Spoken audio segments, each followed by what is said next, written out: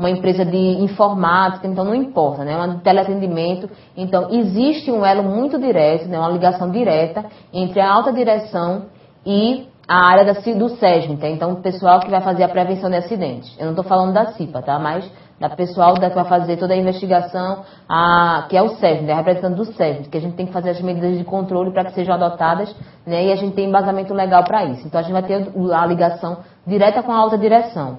Então, isso aí deve haver. Então, se não houver, é aquele que a gente falou, é da murro em ponta de faca. Então, se não há essa ligação direta, então a gente está com algum problema. Então, tudo deve ser encaminhado, passado, né, por meio de relatório, para a ciência do empregador, para que a alta direção ela tenha conhecimento e que ela possa liberar a verba, né, e os investimentos, ou aprovar ou não a adoção daquelas medidas de controle.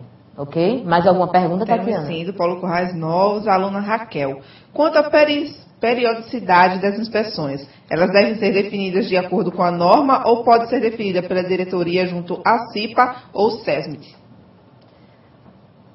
Boa noite, né, primeiro. Então, quem é que vai definir, né, essa periodicidade?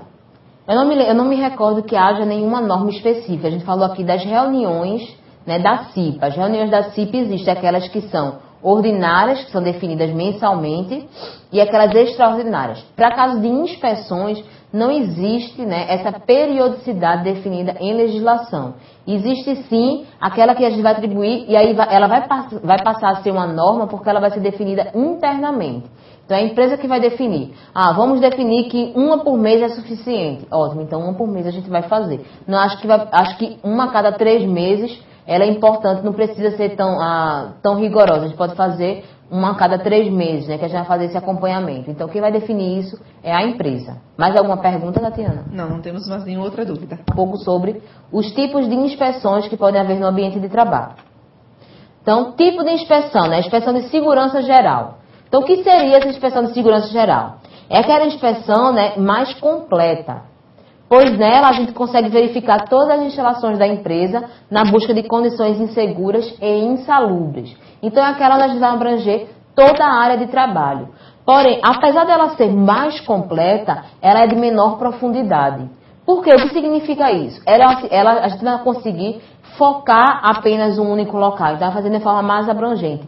Mas, professora, ela é importante? Muito importante, porque você consegue avaliar, né, áreas onde você poderia não prever, né, diante de uma avaliação apenas visual, aquela área ali não tem risco, por exemplo, áreas externas de jardim, por exemplo. Então, a gente, aquilo ali é uma situação onde a gente não precisa incluir porque não existe risco ali. Então, a gente não avaliaria. Então, nessa inspeção de segurança geral, a gente vai fazer uma visão mais abrangente, né, de menor profundidade, mas ela mais abrangente, e a gente pode levantar outras situações ou outros ambientes onde eles devem ter potencial para que sejam avaliados depois de maior profundidade.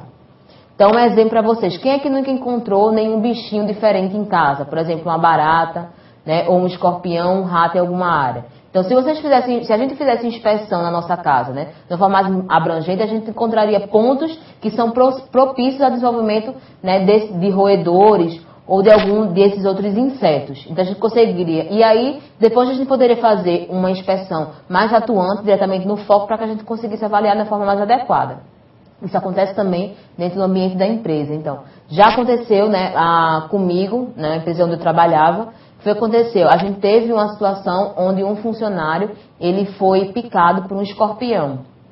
Então, o escorpião estava atrás de um móvel, dentro de uma sala que aparentemente não existia risco nenhum. Certo? Então, a gente não avaliava aquela área ali porque a gente não entendia. Era uma área que não era de posto de trabalho, não era um ambiente de trabalho. Era uma sala onde a gente apenas guardava material de limpeza e ela ficava a maior parte do tempo fechada. Mas ele foi fazer uma arrumação, né, modificação do layout nessa sala. Na hora que ele pegou no móvel, existia um escorpião que acabou picando ele. E aí a gente teve que fazer toda aquela parte de atendimento, encaminhamento para ele para um hospital específico, para tratar isso aí, né, de toxicologia. Então teve que fazer todo esse trabalho, onde a gente poderia ter previsto, né, até identificado essa situação antes mesmo de ocorrer esse acidente. A gente incluiu essas áreas, né, nas nossas inspeções. Hoje existem inspeções específicas para esses setores. né, que aí é um foco diferenciado nas áreas de produção ou administrativas.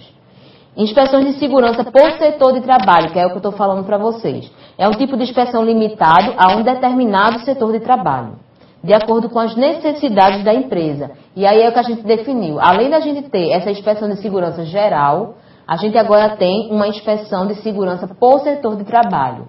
Mas aí, professor, então agora a gente já tem 2 inspeções, e não quer dizer que vão ser 2 inspeções por mês, e não mais uma. Não é assim. Então a gente define, a gente faz, vamos supor, nesse primeiro mês eu faço uma inspeção de segurança geral.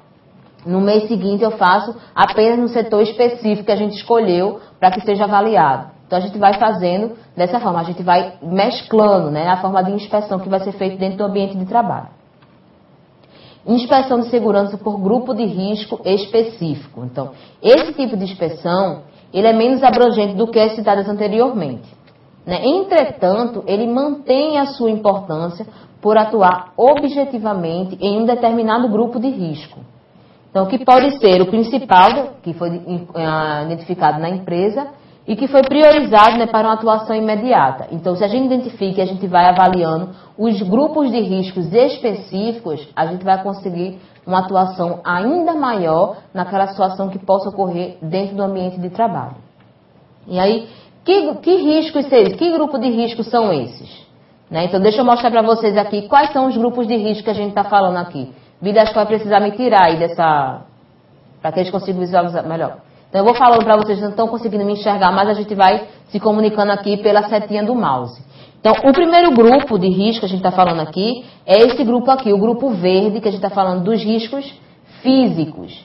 Então, o grupo 1, grupo 2 e grupo 3 são aqueles previstos na NR15, são os riscos que a gente chama de riscos ocupacionais.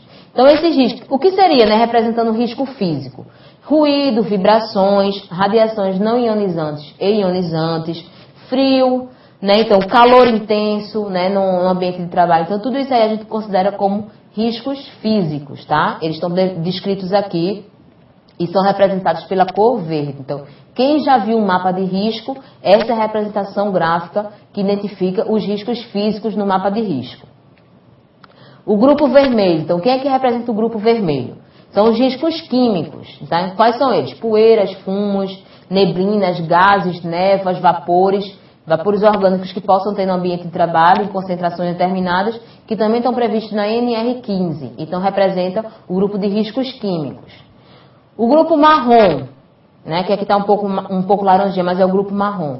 São os riscos biológicos. E aí, eles não são riscos quantitativos, mas sim qualitativos. Então, o que seriam eles? Vírus, bactérias, fungos, parasitas, que são esses bichinhos, os bichinhos que a gente pode identificar, muito quem trabalha, né, na área hospitalar, de infecto contagioso, então está exposto muito a esses riscos biológicos.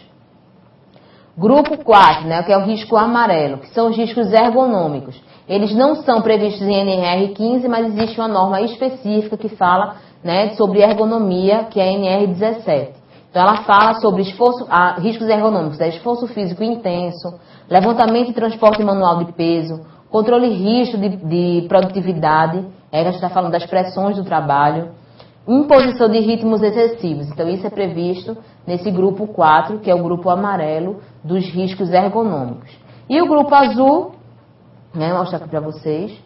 Então, o grupo azul é o risco de acidentes, né? São aquelas condições no ambiente de trabalho que podem ocasionar acidentes. Então, quais seriam elas, né? Exemplo, arranjo físico inadequado, máquinas e equipamentos sem proteção, então a ausência de proteção de equipamentos está inserido aqui nesse risco de acidentes, iluminação no ambiente de trabalho inadequada, eletricidade, animais peçonhentos, né? Que eu citei para vocês aqui a situação que ocorreu com a presença do escorpião no ambiente de trabalho. Então, é também inserido aqui nesses riscos de acidentes. Volta para mim, por favor.